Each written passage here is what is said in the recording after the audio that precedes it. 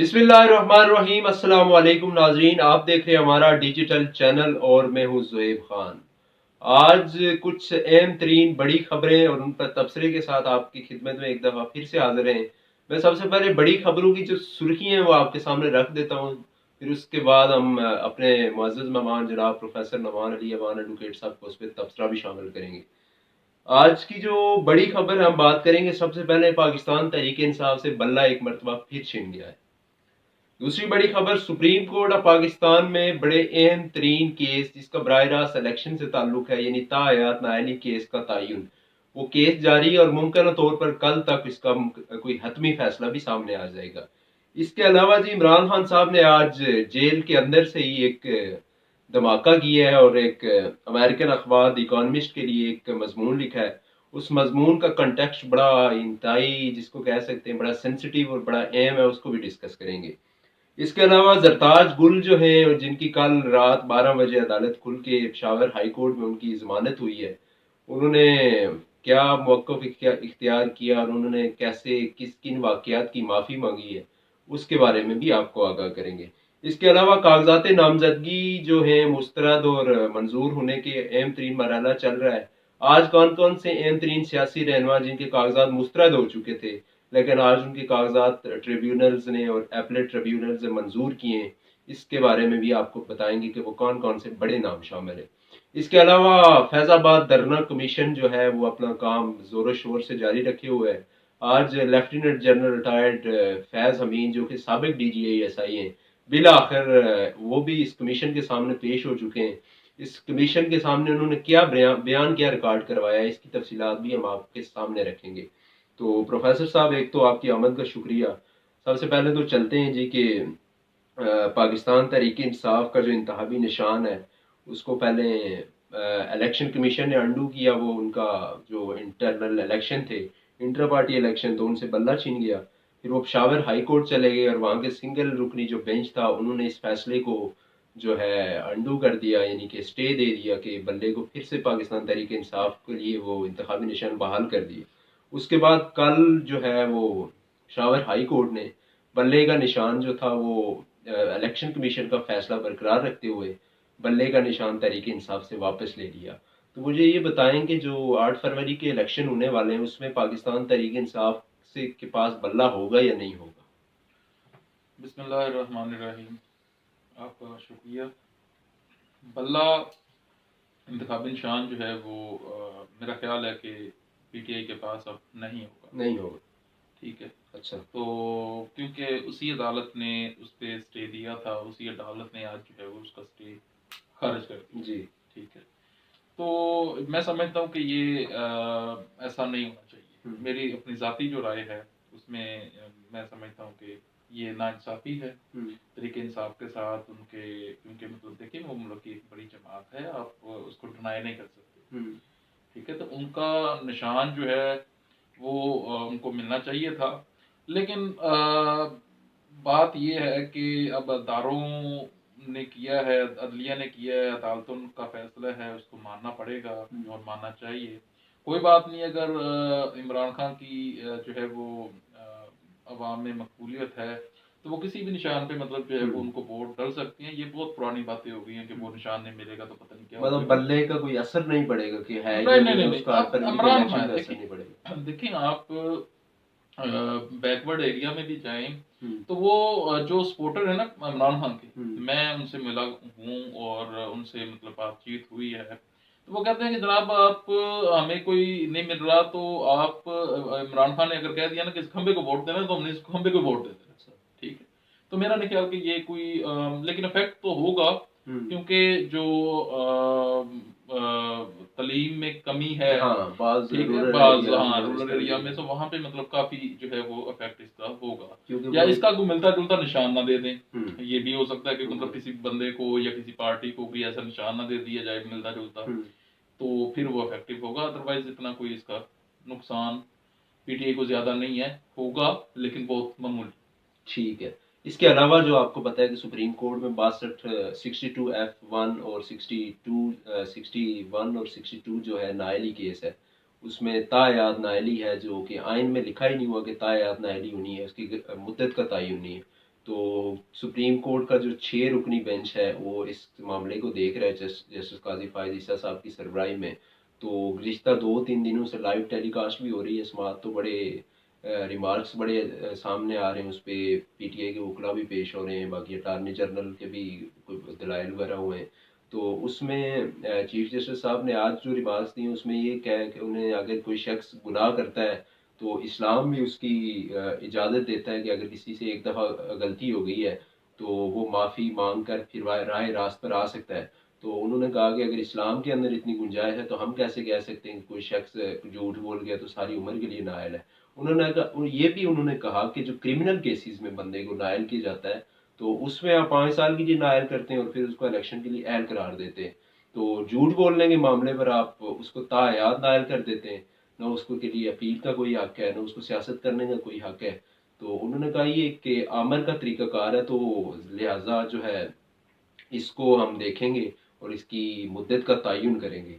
तो कल जो दिन आना है जुमे का दिन, तो मुमकिन तौर पे उस दिन को यानी कि कल इस पे कोई कंक्लूडिंग हो जाएगी इस केस की, मतलब कि कोई हतमी फैसला सामने आ जाएगा कि जो शख्स 61 और 62 के तहत नाअहल हुआ है तो उसको उसकी मुद्दत कितनी होनी चाहिए। इसका बराह रास्त जो है असर पड़ेगा इमरान खान साहब पे भी पड़ेगा, जहांगीर खान तरीन जो आईपीपी के सरबराह उन पर पड़ेगा, मियां नवाज शरीफ जो नून लीग के कायदे उन पर असर पड़ेगा। तो आप क्या देखते हैं, इस केस को कैसे देखते हैं और इसके असरात क्या देखते हैं 8 फरवरी पर? देखें, जहाँ तक आइन और कानून की बात है तो उसमें अगर किसी इंसान को, किसी बंदे को, किसी मुजरम को, मुलज़म को उसमें उम्र कैद की सज़ा दे दी जाती है तो उसकी भी एक जो है वो वक़्त उसका मुतय्यन है, ठीक है, कि 14 साल, ठीक है? बिल्कुल। तो इसी तरह नाअहली केसेस में भी जो है वो अब वो चाह रहे हैं कि इसको मुतय्यन कर दें, ठीक है? वो मुतय्यन अभी होना बाकी है, वो आइंदा पेशियों पे, आइंदा समाअत पे हो जाएगा। और जहाँ तक आपने बात की है इस्लाम की, भाई जी आप या तो अपने कानून को बदलें, इस्लामी कानून ऐसे नहीं है, ठीक है? इस्लामी कानून में कोई गुंजाइश नहीं है। अगर किसी ने चोरी की है तो फिर हाथ काटता है, ठीक है? तो वो किसका कटा है आज तक? ज़ाहिर है चोर ने काटेगा। हाँ, तो ये चोरी जो है वो जब तक आप हाथ नहीं काटेंगे, आपको क्या पता कि इस्लाम क्या कहता है? ये मजहबी टच देना छोड़ दें, या तो अपने आइन को बता लें या फिर जो इस्लाम ने कानून वज़ा किए हुए हैं उनको इम्प्लीमेंटेशन करें। काजी फायद ईसा साहब ने हवाला ये दिया कि अल्लाह ताला फरमाता है कि कोई शख्स अगर गलती कर लेता है तो फिर उसकी माफ़ी मांग लेता है तो अल्लाह ताला उसको माफ़ फरमा देता है और फिर उसको स्पेस मिल जाता है। बेसिकली उनके कहने का मकसद ये था कि गलती की तलाफी हो सकती है, अगर उसके कवानीन में है तो हम कौन होते हैं, हमारे पास मेरी बात सुने, इस्लाम में मतलब जहाँ तक मेरा मुतालिया है, मैं हो सकता है मैं गलत भी हूँ, मैं नाक़िस अभी तालिबे इल्म हूँ, मैं कोई ये बात नहीं करता, लेकिन मैं आपको जो बात मैंने बताई है कि ये वाज़िया है, कानून है, वाज़िया नहीं है कि चोर के अगर वो साबित हो जाए कि चोर है तो उसके हाथ काट दो। लेकिन यहाँ पे मामला डिफरेंट है ना, तो फिर ना ये बात ना करें ना कि इस्लाम ये कहता है तो फिर ये अपने कानून को बनाएं और अपने कानून पे इम्प्लीमेंटेशन करवाएं। दुरुस्त है इस्लामी, फिर ये मतलब ये मिक्स ना करें, नहीं देखिए ये मुनाफिकत है, नहीं छोड़ दें। थोड़ा सा कंफ्यूजन हो रही है, उसको दूर कर लेते हैं। इस्लामी कवानीन में अगर होता है कि किसी ने अगर कोई गुनाह किया है तो उसको सजा, उन्होंने इसकी मिसाल भी दी है ना, वो कहते हैं कि क्रिमिनल जो कोई ऑफेंस करता है, कोई जुर्म करता है तो उसका हम 5 साल बाद मौका दे देते हैं कि वो आए और इलेक्शन लड़े। अगर कोई शख्स गलत बयानी करता है, मिस डिक्लेरेशन हो जाती है तो फिर उसको हम ताहयात नायल कर देते हैं, या फिर ऐसे जो क्रिमिनल ऑफेंस में मुलव्वस होता है उसको भी ताहयात करें। तो भाई आप कानून में करें ना, आइन में करें, आइन में तो दर्ज ना दें, आइन में तो दर्ज है ना। नहीं ये इसका नाअहली का अभी जो है वो ताय्युन नहीं है ना, बेसिकली ये तो बात है कि इसको ताय्युन करें, बात खत्म। ये इस्लाम को मतलब बीच में ना लाए, मेहरबानी आपकी। आपका जो इस्लाम, मैंने तो आपको 2 टोक बात बताई है, जो चोरी करता है उसके हाथ काटे, बात खत्म। जो जना करता है उसको वो संसार करें, बात खत्म। उसमें तो सिंपल जो है वो और क्लियर बात है, उसमें कहाँ गुंजाइश है कि मतलब वो अल्लाह माफ कर देता है। ये तो मतलब द डे ऑफ जजमेंट पे चले जाएं, छोड़ दे या दलिया, तो छोड़ दे आइन और ये कानून। ये आप एक आइडियल स्टेटमेंट दे रहे हैं, लेकिन मामला ये है कि उन्होंने तो आइन और कानून को भी देखना है ना। आइन और कानून को देख के कर लेना, फिर इस्लामी टच ना दें भाई जी। मैं ये बात कर रहा हूँ, जरूरी है ना, देखना आपका जो कॉन्स्टिट्यूशन है ना उसकी बेस छोड़ दें। सुन तो ले, उसकी जो बेस है वो करारदाद मकासद पे रखी गई है। तो करारदाद मुकासद तो बराह रास्त तो इस्लामी कवानीन से जुड़ी हुई है ना। कोई एक इसलिए कानून बना ले, कोई एक कानून मुझे बता दे जो इन्होंने बनाया हो खुद। अंग्रेजों के हम कानून फॉलो कर रहे हैं। कॉन्स्टिट्यूशन तो हमारा अपना है। ओए अपना वो हुई कॉपी पेस्ट ही चौक के कर लिया तो अपना बन गया, ऐसे नहीं होता। चले आप बाकी मामला में देखें, मैं आपको बात बताता हूँ, आप प्रॉपर्टी राइट्स देख लें, ठीक है, वो वही चल रहे हैं 1800 कवानीन वही चल रहे हैं, तो फिर चल रहे हैं। कॉन्स्टिट्यूशन जो हमारा जो हमारे कॉन्स्टिट्यूशन को क्या मतलब वो एक पलंदा, और नहीं एक पलंदा ही है, बनाया कुछ हो नहीं सकता है। अपना। हाँ आपकी अपनी राय हो सकती है, सिर्फ वो आप देखें, मतलब नहीं, मेरी बात को आप सेकंड कर लें, आप खुद स्टडी कर लें, आपको पता चल जाएगा कि इन्होंने क्या किया है। कॉपी पेस्ट करके अपना कानून बना दिया। कानून वही है, कानून वही चल रहा है, आइन भी वही है, आइन भी वही है भाई। कॉन्स्टिट्यूशन जो है ना एक बड़ा सिर्फ एक बड़ा जामिया कॉन्स्टिट्यूशन है, उस पर अमल दरामद नहीं हो रहा है, वो अलग बात है। लेकिन कोई इस्लामी कानून नहीं है। कोई अगर इस्लामी कानून नाफज होता तो फिर आज हालात हमारे ये ना। मसला ये है कि आइन में तो दर्ज है, नाफज करना ना करना इस पे तो नाफज किसने करवाना है? पेशावर हाईकोर्ट का एक जज साहब ने कल परसों एक फैसला किया है, उसने जमानत दी है। उसने कहा कि मैं देखता हूँ कि अगर अब इसको गिरफ्तार किया तो फिर मैं आईजी और मैं उस पे, तो ये बात मैं बता रहा हूँ ना, एक जज की ये जिम्मेदारी नहीं है कि सिर्फ फैसले दे दे, उसकी ये भी जिम्मेदारी है कि वो अपने फैसले पर अमल दरामद भी करें। ऐसे ही काजी फायद ईसा की जो अगर हम स्पेसिफिकली उनकी बात करें ना, तो उन्होंने आज तक जितने फैसले दिए हैं, अभी तक थोड़ा सा टेन्योर हुआ है उनका, कुछ माह हुए, वो फैसले दे रहे हैं, उन पर पैरा दे रहे हैं, उन पे अमल दरामद करवा रहे हैं। उमर अतिया बंदेयाल चले मतलब अपने कानून बनाए, ये इस्लामिक टच देना चाहिए। खैर इस पे आगे बढ़ते हैं, इस पे अगर कोई फैसला हो जाए तो इस पे बात और इस्लाम का टच ये छोड़ दें, या तो इस्लाम पे चलें तो या फिर अपने आइन पे चलें, बात करते हैं। इनको दोनों को आगे बढ़ते हैं, ये दो डिफरेंट चीजें हैं। जी बिल्कुल, इस्लाम के मुनाफी हैं। इसके फैसले के बाद हम इस पे बात कर लेंगे, छोड़ें इस पे, कल बात करेंगे। इमरान खान साहब आपके आजकल काफी पसंदीदा है, तो उन्होंने आज, मैंने कब कहा आपको कि मेरे पसंदीदा? चले मेरे समझने में गलती कर दी। इमरान खान साहब जो है उन्होंने जेल से द इकोनॉमिस्ट जो अमेरिकन अखबार है उसके लिए, सुने तो सही ना, उन्होंने एक आर्टिकल लिखा है आज, और उस आर्टिकल के अंदर जो कंटेंट है ना वो बड़ा सख्त है। उन्होंने तो इसीलिए तो मैं कह रहा हूँ कि छोड़ दें, वो सुन तो लेना नाजरीन के लिए उन्होंने लिखा गया। नहीं जी नहीं, क्या उन्होंने लिखा बता दें जी, नाजरीन को आप बता दें। उन्होंने ये लिखा तबसरा जो है वो कि जो इस वक्त इलेक्शन हो रहे हैं, ये इलेक्शन एक फिक्स्ड इलेक्शन है, और पाकिस्तान की जो फौज है उसने मियां नवाज शरीफ जो नून लीग के कायद है उनके साथ एक डील करके सारा सिस्टम मैनेज किया हुआ है, और बराह रास्त इसमें पाकिस्तान की एस्टेब्लिशमेंट ने इन्होंने फौज को इशारा दिया कि फौज मुलव्वस है, उनको इक़्तिदार से दूर रखने के लिए भी, और उनको ये जो सज़ाएँ और केसेस और ये सारा सिलसिला चल रहा है, उन्होंने पाकिस्तान की मिलिट्री एस्टेब्लिशमेंट को इसका जिम्मेदार ठहराया है। और दूसरी बात उन्होंने क्या है, ये भी कहा है कि जब मैं जेल से बाहर आऊँगा और जब मैं इक़्तिदार में आऊँगा तो मैं इलेक्शन कमीशन के जो चेयर रखीन है इन पर मैं आर्टिकल 6 लगाऊंगा। तो आप क्या समझते हैं कि कोई इलेक्शन के करीब काफी सियासी बयान है अपना, बात सुने, बात ये है, वो कहते हैं रस्सी चल गई बाल नहीं गए, वही इसका खान का हाल हो गया कि मतलब अभी तक अकड़ वही की वही है, ठीक है, अभी तक वही की वही है। भाई तू अपना काम कर, कितने और मुल्जमान हैं जेलों में, वो कितने का आर्टिकल लिख लेते हैं। आप बहुत पढ़े लिखे हैं, ग्रेजुएशन आप पास पता नहीं कैसे आपने की है, ऑक्सफोर्ड के पढ़े खोते हैं आप, सिंपल सी बात है। नहीं सख्त अल्फाज क्या है, इनको इसको आप इसकी हिस्ट्री देख लें, मतलब किसी का पार्टनर किसी के साथ मिला देता है, तो ये सारा आगे बढ़ते हैं। 9 मई की जो मरकजी मुल्जमान में से एक मुल्जमा है जो जरताज गुल साहिबा, वो कल पेशावर हाई कोर्ट में गई हैं और उनको गिरफ्तारी के खदशे के बाद 7 घंटे उनको वहाँ गुजारने पड़े। इसी दौरान उन्होंने एक वीडियो पैगाम जारी किया और बड़े रोते हुए और मासूमाना अंदाज में उन्होंने 9 मई पर माफ़ी शाफ़ी मांगी है, और रात 12 बजे जो पेशावर हाई कोर्ट के चीफ जस्टिस साहब ने उनको आके उनको ज़मानत देनी पड़ी। तो ये अगर पाकिस्तान तहरीक इंसाफ जो तनकीद करती है कि तब क्यों अदालतें खुली थी, तो अब आपको नहीं लगता कि ये बैलेंस चल रहा है, सिर्फ लाइन के लिए अदालतें खुल रही हैं, तब ये खुल रही थी। मैं फिर आप मुझे कहते हैं कि आप सख्त अल्फाज यूज ना किया करें, तो मैं बड़ी मादत के साथ मैं सच्ची बात करता हूँ। मेरा कोई यहाँ पे जो प्रोग्राम होता है वो आपको भी पता है, मैं कोई स्क्रिप्टेड प्रोग्राम नहीं करता, ठीक है। बात है कि ये पैसे वाले सारे लोग हैं, इन्होंने चोरियां डाके सबने किए हुए हैं, इनके लिए अदालतें खुलती हैं। मैं अगर पकड़ा जाऊं तो मेरे लिए खुल जाएगी अदालत, सिंपल सी बात है। जरताज गुल कौन है? ये वो खत्म हो गई, उनकी अकड़ शकड़ वो खत्म हाँ, हो गई, वो ये धंधा basically ये चलाएंगे, सवाल था ना। वो हम टिकर के लोग और पता नहीं क्या क्या टक्कर के बकवासियात हम्म। सारी, अब फजूल, अब माफिया तलाफियां। तो पहले नहीं आपको एहसास था कि आप एहसास अदारों पे जो है वो हमलावर हो रहे हैं, जत्थे के जत्था बना के आप हमलावर हो रहे मेरा हैं एक बड़ा और सादा बल्कि सा लीड सवाल कर रहे आपसे हैं। पूछ लूं, जी जी मासूमाना सा सवाल। जी जी 9 मई में जो लोग मुलव्वस थे, क्या उनको लेवल प्लेइंग फील्ड मिलनी चाहिए ना इलेक्शन के लिए, या नहीं मिलनी चाहिए? ये मासूमाना सवाल तो नहीं है, ये बड़ा जो है वो शरारती किस्म का सवाल है आपका।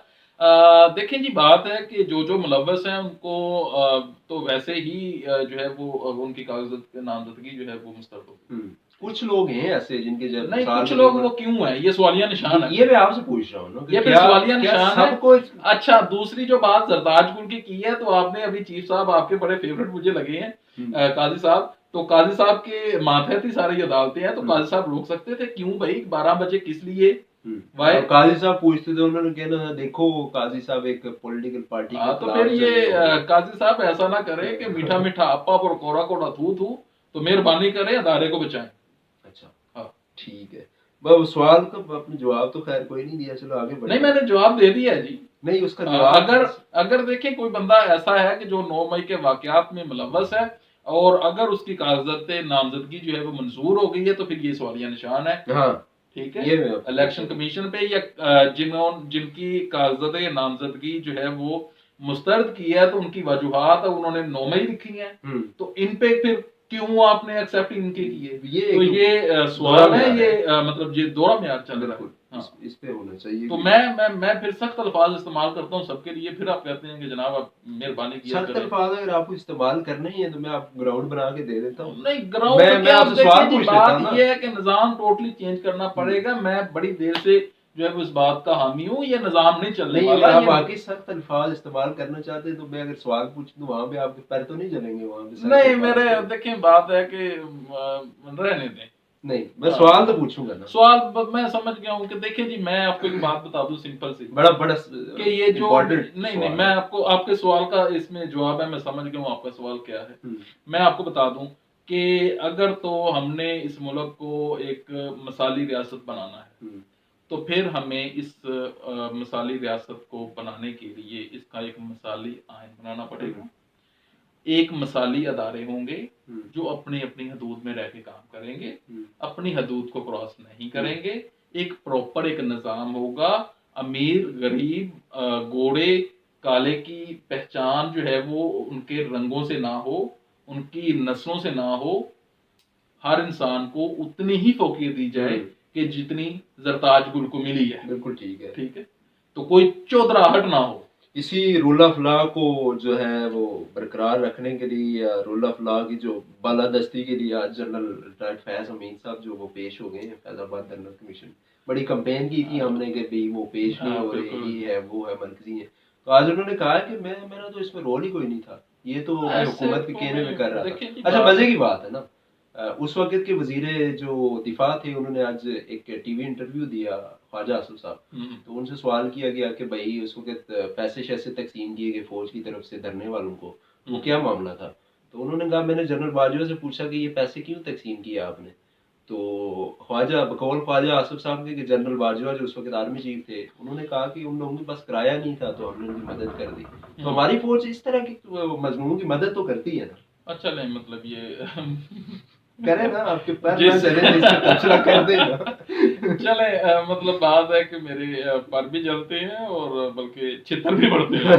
तो देर आए दुरुस्त इस मामले में आप शहबाज गिल बन जाते हैं।